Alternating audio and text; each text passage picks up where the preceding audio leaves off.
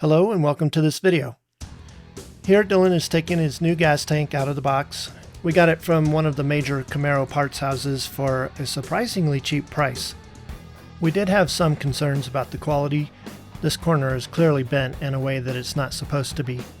This tube is for sucking out fuel vapors. They're sucked up to the engine where they're burned instead of having them go out the filler neck.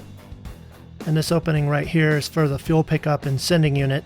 We're replacing the stock pickup with an electric fuel pump that provides the high pressure that a fuel-injected engine needs. The way that this filler neck is movable here was not true of the original tank. I would like it to be a little bit less flimsy. Now we're going to install the new tank. Notice that the area above the tank has been cleaned and painted. While it's out is the only opportunity you're going to have to paint that area, so you might as well take advantage of it.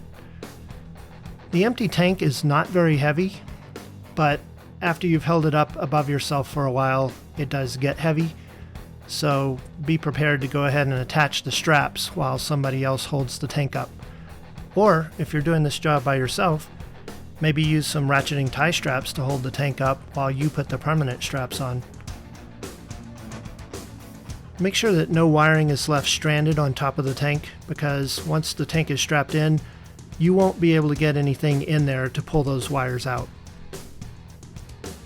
Here, Dylan is attaching the front of the strap to a hanger that's at the front of the gas tank before routing the strap underneath the tank and pushing it up so that it can be attached at the back. And here, Dylan is starting the bolt that holds the back of the strap. It goes straight up and into some permanent threads, so all you have to do is put a socket on it and run it in. Now we're going to do the left or driver's side strap. Here Dylan's just showing you what the front of the strap looks like. That's the end that goes towards the front of the car. There's kind of a square opening that you have to push the hook end of the strap into, and then you sort of pull down and wiggle it a little bit to get the hook to seat. And as soon as you've got that done, then you can route the strap underneath the tank and push the back end up where there's a hole, and you start a bolt and draw the strap up.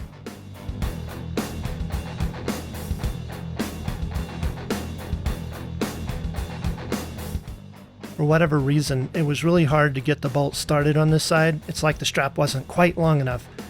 So I had to push up really hard, and as you can see, it's actually lifting up the car a little bit.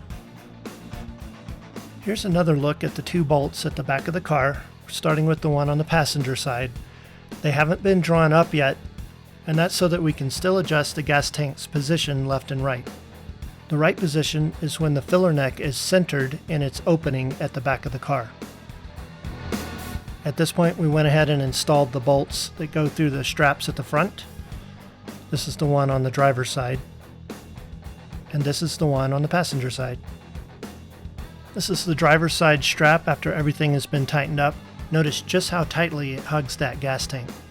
You're looking up at the front of the strap on the passenger side, and now you're looking up at the strap on the driver's side. The physical installation of the gas tank is now done. This is the 4-pin connector for our new electric fuel pump, but that's an LS engine swap thing, so we will cover it and the routing of LS compatible fuel lines in a different video. Thanks for watching, and remember, likes are free.